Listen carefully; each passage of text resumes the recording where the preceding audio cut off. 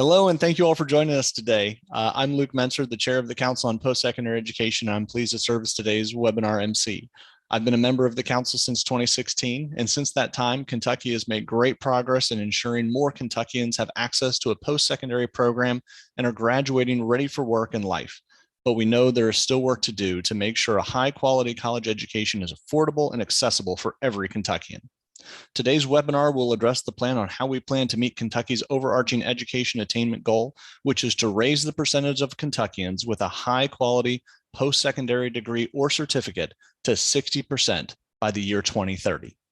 Achieving this goal is critical to improve opportunity for more Kentuckians, accelerate job creation, grow the economy through the contributions of a more skilled, productive workforce.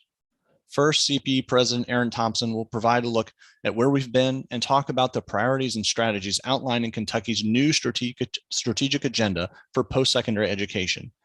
After that, we are delighted to welcome a distinguished panel of guests who will provide additional insight and comments. We plan to do this in just 45 minutes, so let's go ahead and get started. Dr. Aaron Thompson was named president of the Council on Post-Secondary Education in November of 2018.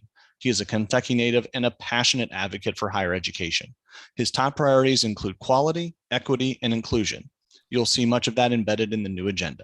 I'll turn it over to you, Dr. Thompson. Thank you, Lucas. Welcome, everyone, and thanks for joining us for what I'm sure will be a productive and thought-provoking conversation. Today, I'm excited to talk about the state of higher education in the Commonwealth, why we're here, where we're going, and why higher education matters.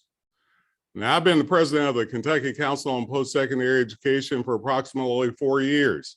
And during that time, we have seen so much progress. Despite the turmoil of COVID-19, degree production held steady last year, and that's a win in my book. Over the last 6 years, degree production at Kentucky colleges and universities has increased by nearly 24%. That's a tremendous accomplishment that will strengthen Kentucky's talent pipeline.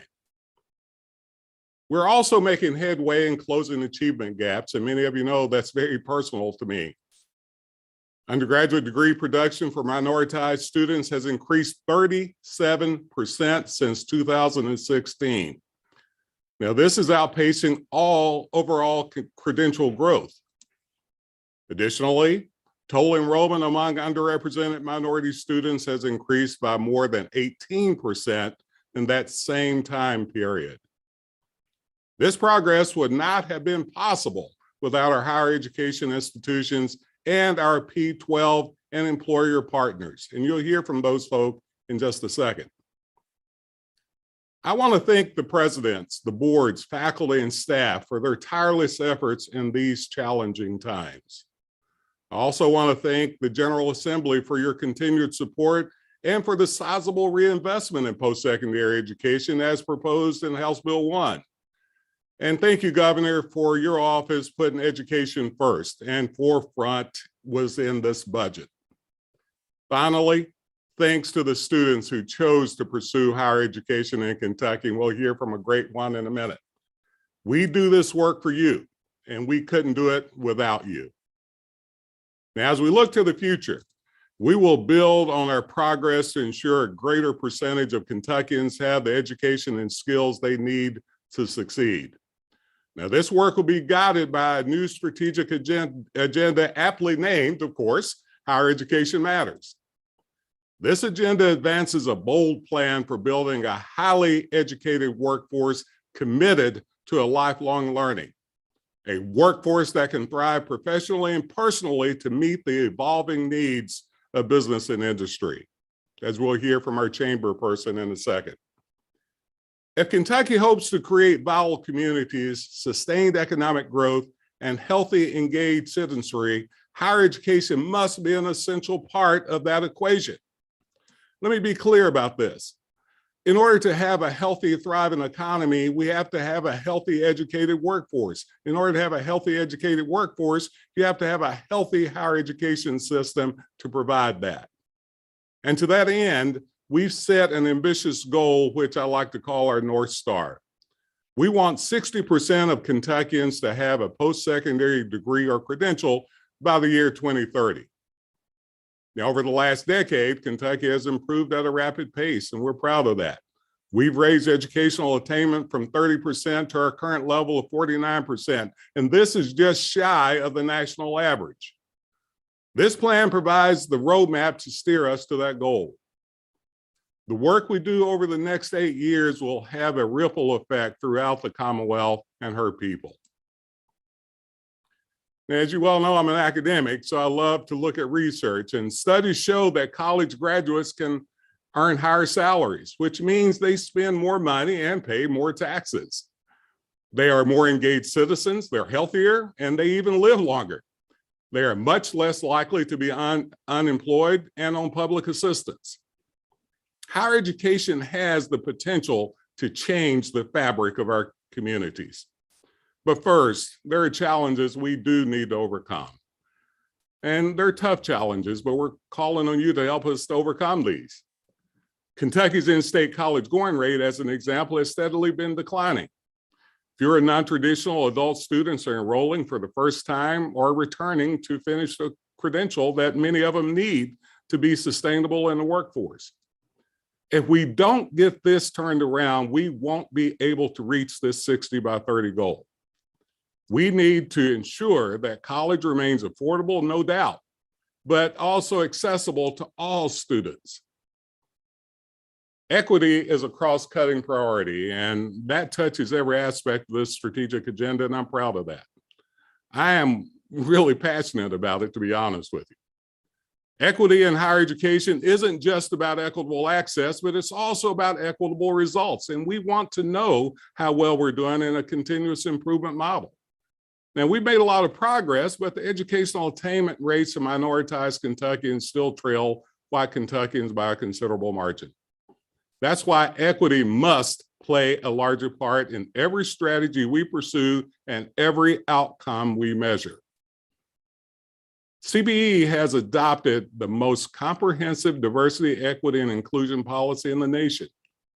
That policy requires institutions to increase enrollment, retention, and completion for minoritized students and improve cultural competence on our campuses. In other words, we want to build our campuses in a way that everybody wants to come and be a part of it. Additionally, the state's performance funding model places a premium on degrees awarded to underrepresented and low-income students. And as an African-American from Eastern Kentucky, I can tell you how important that is. We will build on these successes to increase opportunities for each and every Kentuckian. We can no longer accept an educational system that produces inequitable results for individuals of similar talents, aspirations, and abilities. Now, I'm really proud of the efforts Kentucky has made to limit tuition increases. And let me tell you, that's important because people may not feel they can go to college because they can't afford it, but many can't go. But we do know that college affordability is a real concern for families. We continue to work with campuses to limit increases in college costs, but we'll also explore collaborative purchasing agreements, open educational resources, and other efficiency measures to help keep costs in check. Now, we know also that navigating the admissions and financial aid processes can be challenging, especially for first-generation students in communities where college attendance is just not the norm. We will work with our P-12 educators and advisors to help students understand the complexities of college pricing. We'll also raise awareness of grant and scholarship opportunities. And we will help provide filling out the FAFSA, which is a big deal to many of us. We'll also provide financial literacy training to help students make responsible borrowing decisions. Now, this strategic agenda prioritizes a seamless transition from high school to college, and the commissioner and I talk about this all the time. Now, this transition is a critical juncture in a student's academic career. Student supports must go beyond academic interventions. They must address mental health challenges, food and housing insecurity, and other social emotional needs. All students, and particularly at-risk students, need to feel welcome. They need to feel advocated for, and they need to feel understood. Students need better resources and knowledge to navigate our complex institutions. and they need to understand how to make a successful transition. We will leverage our partnerships with P12 education to ensure high school graduates are also prepared for the rigors of college. And that's not just the academics, that's also those other items we mentioned, like the social and emotional and cultural rigors that they must deal with coming out of high school. Student success, though, is at the heart of this agenda. And as educators, we have a moral obligation to do everything in our power to help students graduate with a quality credential. So this is not just about quantity, it's making sure that every student knows that his or her credential is of quality, and every employer knows that a student coming out of Kentucky has a quality credential. So the new Kentucky Student Success Collaborative, which is housed here at CPE and is the first statewide center in the nation dedicated to advancement of innovative research-based strategies to improve academic quality and workforce readiness. Now, we will work with campuses to improve transfer and credit articulation processes also, because many of our students start at our 2-year institutions and transfer to our 4-year institutions. We have to help students in any way possible finish in less time and in an affordable manner. This agenda promotes internships, apprenticeships, public service, and work-based learning because we just believe that's good. That's a good mandatory part of an undergraduate experience. So I just want to say just over half of our working age Kentuckians are actually in the workforce. This is not something we're proud about, and we've got to change this. This is one of the lowest workforce participation rates in the nation. As many of you know, we don't like to be at the bottom. We want to be at the top. Because of this, strengthening the talent pipeline is a priority of this agenda. A primary purpose of higher education is to produce an adaptive, highly skilled workforce. In 2022, that means having some post-secondary experience. Since the Great Recession, 99% of all new jobs created require some level of post-secondary education and training. But less than half of Americans between the ages of 25 and 34 have those credentials to fill these jobs. So we are focused heavily on getting more credentials into the hands of students, but not at the expense of quality. CPE and its campus partners have also identified 10 essential skills that employers expect in college graduates, and these skills include teamwork, critical thinking, and communication. These are the hallmarks of a well-educated individual. We are working with campuses to integrate these competencies into their curricular and co-curricular offerings and help them to provide a real-world application to their theory. Accordingly, we've revised our academic program approval and review process to consider market demand and workforce needs. So lastly, we are focused on restoring higher education's value proposition. To put it simply, we need to show people that higher education still matters. Now, there are a lot of messages and stories, I'm sure you've heard about it, that's out in the media that undercut higher education's value. This is a lot of anecdotal stories about students saddled with debt, unable to find jobs. Fortunately, we have the data to prove that college produces a positive return on investment for individuals and for the state. So over a lifetime, just to put it in perspective, college graduates with a baccalaureate degree in Kentucky can expect to earn at least $1 million more than a high school graduate. So during this pandemic, there were a lot of things going on, but this is what we found out, that many were less likely to have a college degree to be unemployed and less likely to have their hours reduced. But there's a lot of other benefits, as you all know. So as a part of this agenda, the council is launching a statewide communications effort to educate Kentuckians about how higher education really matters. At the end of this webinar, you'll hear more about how we're doing that. So I just want to say thank you again for being here. It is encouraging to see that the higher education community can come together to engage in this work. And I'm excited about this work. And I know the chair of my board is also. So with that, I'll turn it back over to Luke, who will facilitate our panel discussion. Thank you. Dr. Thompson, thank you for sharing the new strategic plan with our audience today. Folks, we are fortunate to have some key leaders in workforce and education with us today who will be discussing many of the challenges and solutions President Thompson touched on. Joining us are Murray State President and the current chair of the Conference of Presidents, Dr. Robert Jackson, Kentucky Education Commissioner, Dr. Jason Glass, Kentucky Chamber President, Ashli Watts, Student Body President from Northern Kentucky University, Aliya Cannon. While I have a question prepared for each of our panelists, we'd also like to hear from you. If you have questions for one of our four panelists or President Thompson, please enter them in the Q&A box at the bottom of your screen. We'll try to get to a few of these before we close out. First, let's chat with President Jackson. Thank you for joining us today. President Jackson, keeping higher education affordable is one of the biggest priorities and challenges we face. A big piece of that is needed that is the need for more public investment so costs don't have to be passed on to students. Can you talk about the biggest impacts of decreased public investment in higher education on both campuses and students? Chair Mentzer, thank you. And I want to thank everyone for participating in this webinar today. But there are a few things in higher education more important than access and affordability. And I'll touch on just briefly in just a moment, a few points in regard to that. But first, I want to go back in history just a bit. The last 15 years have been very tough on higher education, and we've had to make a lot of pivots and changes, and budgets have been very difficult. But I want to thank our governor, and I want to thank the House and the Senate.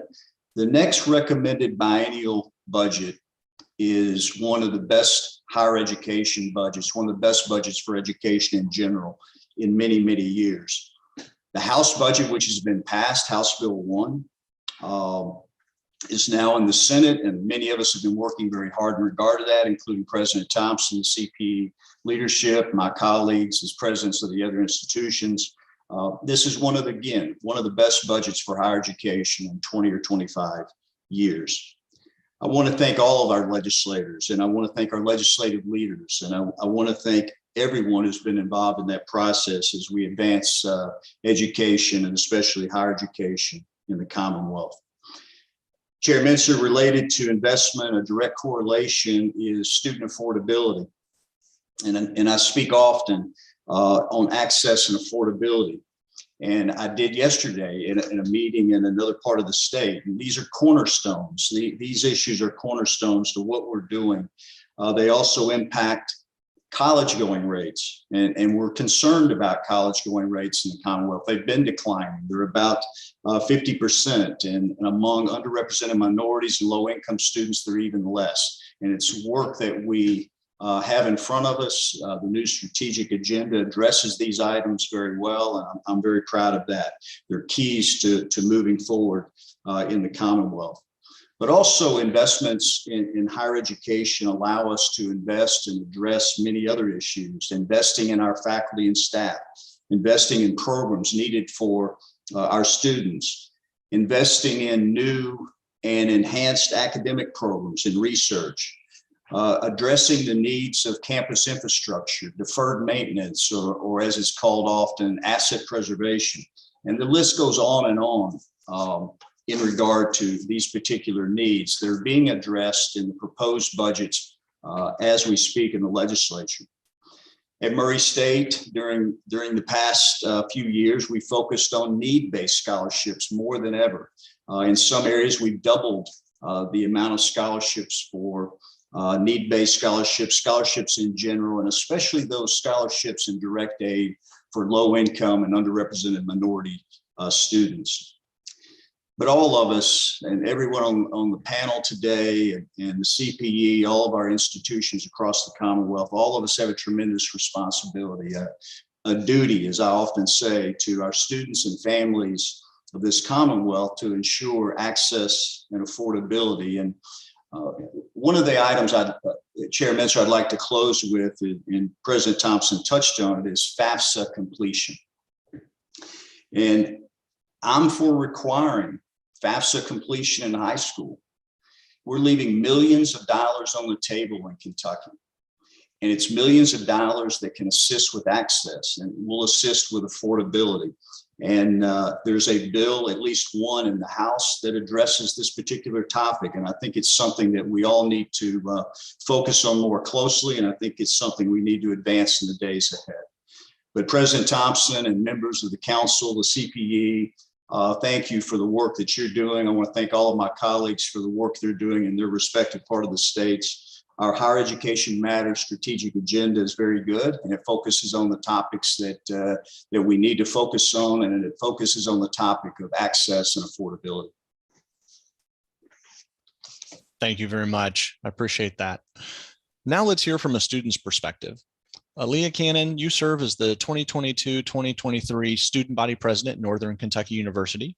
We heard President Thompson talk about a variety of priority areas designed to get more students to and through college, as well as to improve graduation rates.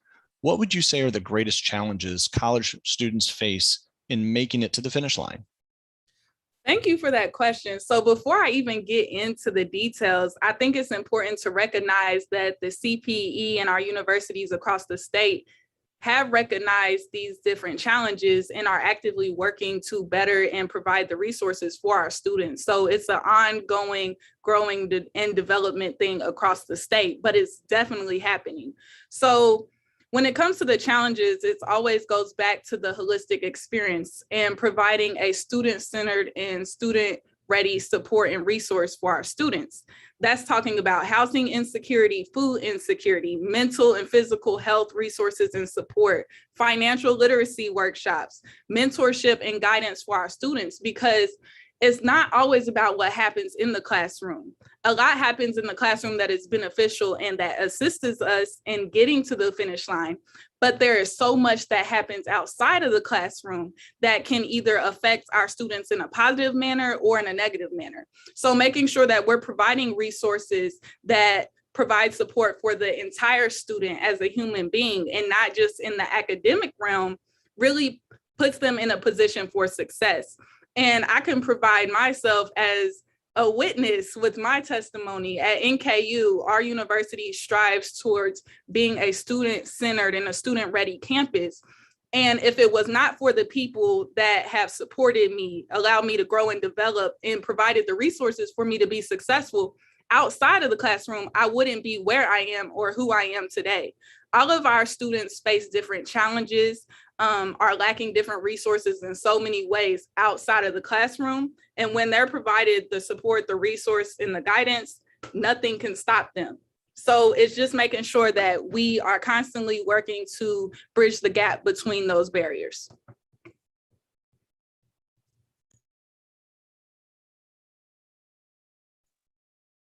Excellent. Thank you so very much. Next, let's talk to Commissioner Jason Glass on how this plan will impact the K-12 community. Commissioner Glass, we know that early preparation is key to student success in college. Can you talk about the challenges that K-12 educators and advisors face in guiding students on the college pathway and how those of us in higher education can help make those transitions smoother? Thanks, Chair Mentzer. It's great to be with all of you, and I want to add my voice of support for the Higher Education Matters report and the strategic plan that's embedded in it. I think it's a great roadmap ahead, and the 60 by 30 goal for Kentucky is one that we can achieve, and we've already shown that we can make great progress toward that. I'm excited about this direction.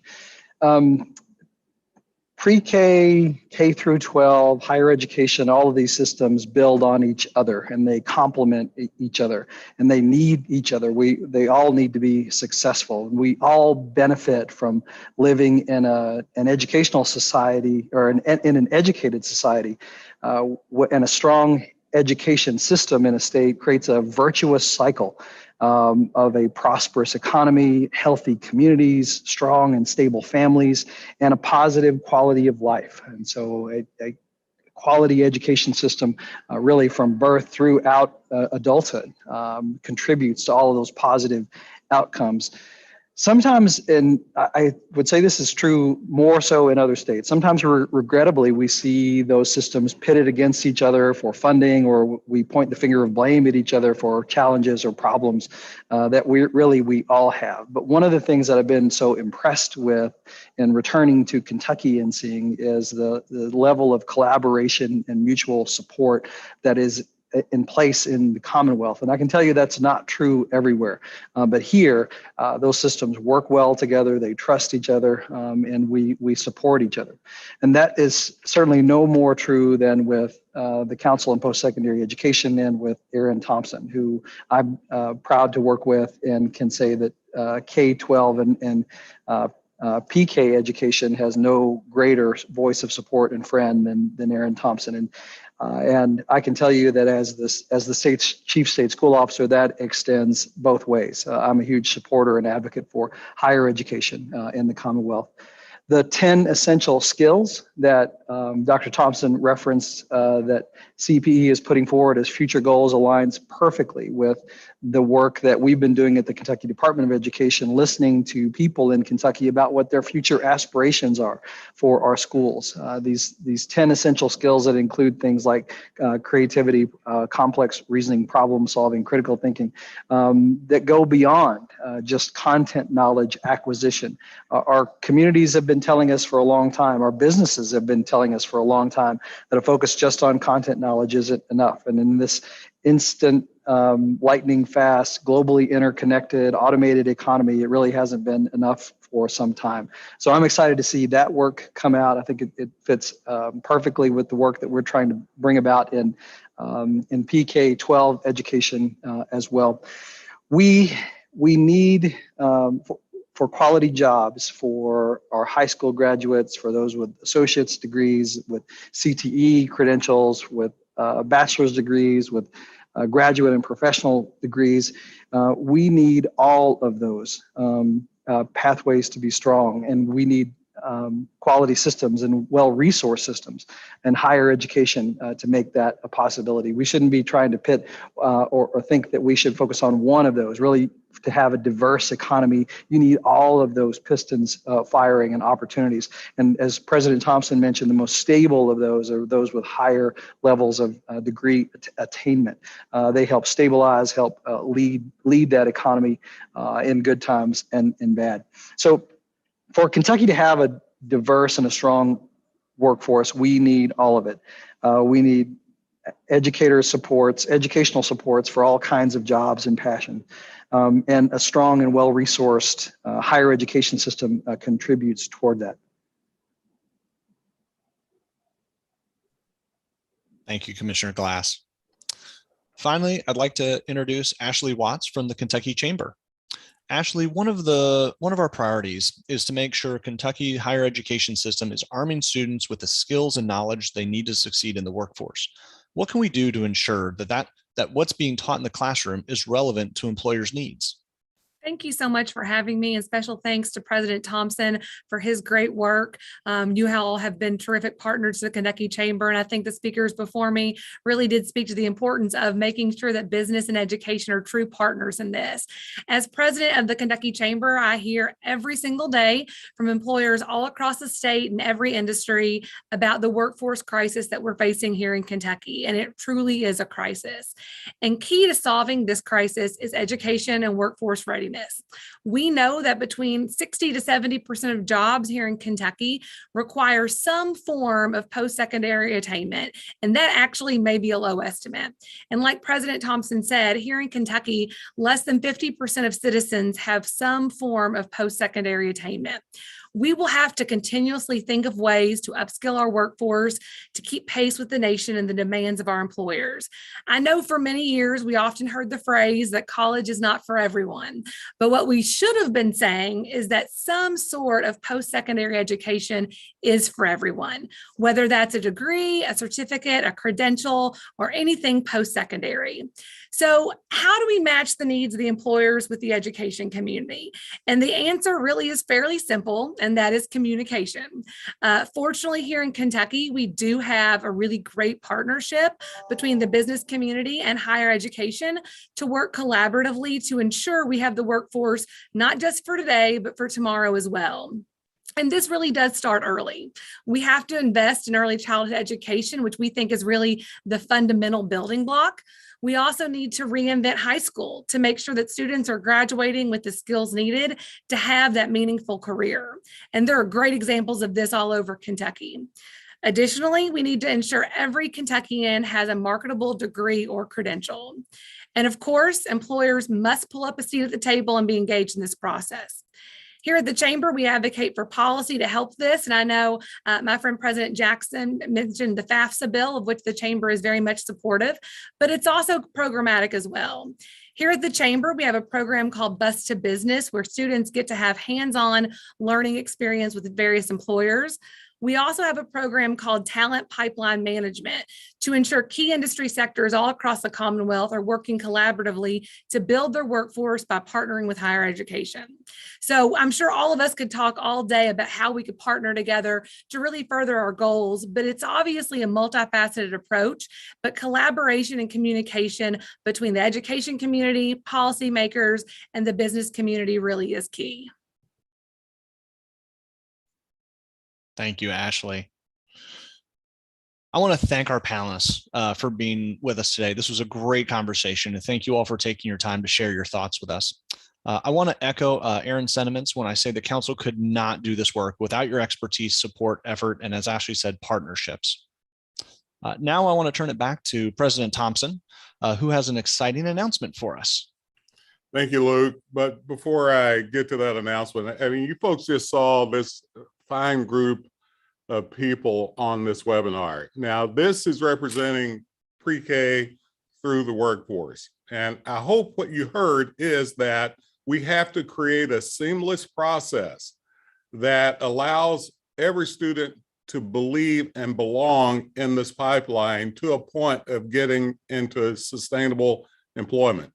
I work well with these folks. They work well with me. We look for solutions. We don't look at the problems alone. So I want to thank these folks as my partners in this endeavor. So thank you for being here. Now, at the beginning of this webinar, you heard me talk about the public's declining faith in the value of higher education.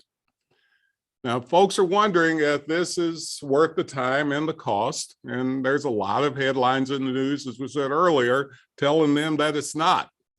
You know, as what was said, that we know we have the data that show that you have to have some post-secondary credential to get where you need to go.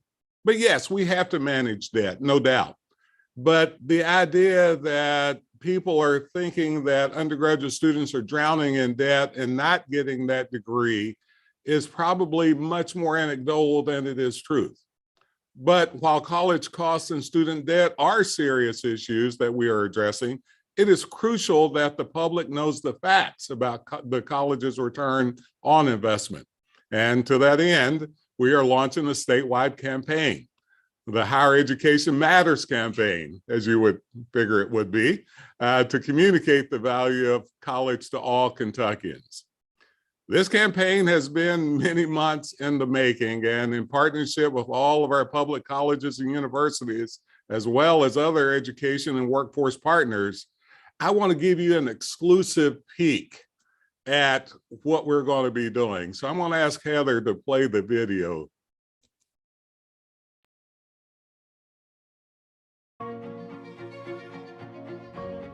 Here's a simple truth about higher education. If pursuing your purpose, doing what you really care about matters. If having a rewarding career matters. If a better financial future for you and your family matters. Then higher education matters. A brighter future is within your reach. Find out how at kyhigheredmatters.org.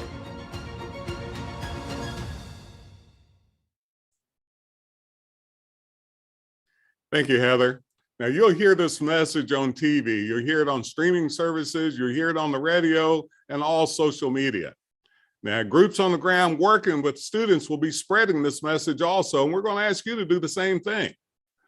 So we'll also look at things like, I've become a TikTok expert over the last many months. So we'll be looking at social media influencers on TikTok, Instagrams, and all of those items that I'm just getting used to myself, to be honest with you.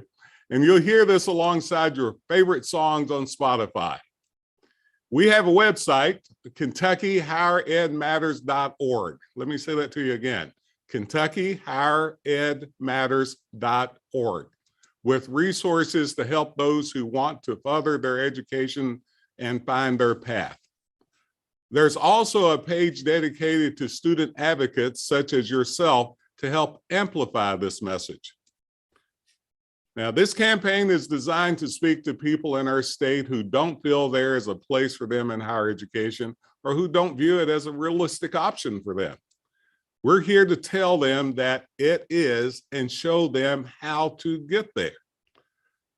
Now, we hope you can be a part of this. We hope we can count on you.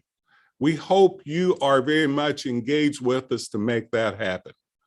And we want to thank you for being here today to start this engagement and for the time you're spending even beyond this webinar to talk to people about why it is important to become a productive part of our society and to start that with higher education. So thank you for being here. I look forward to talking with you soon. Bye-bye.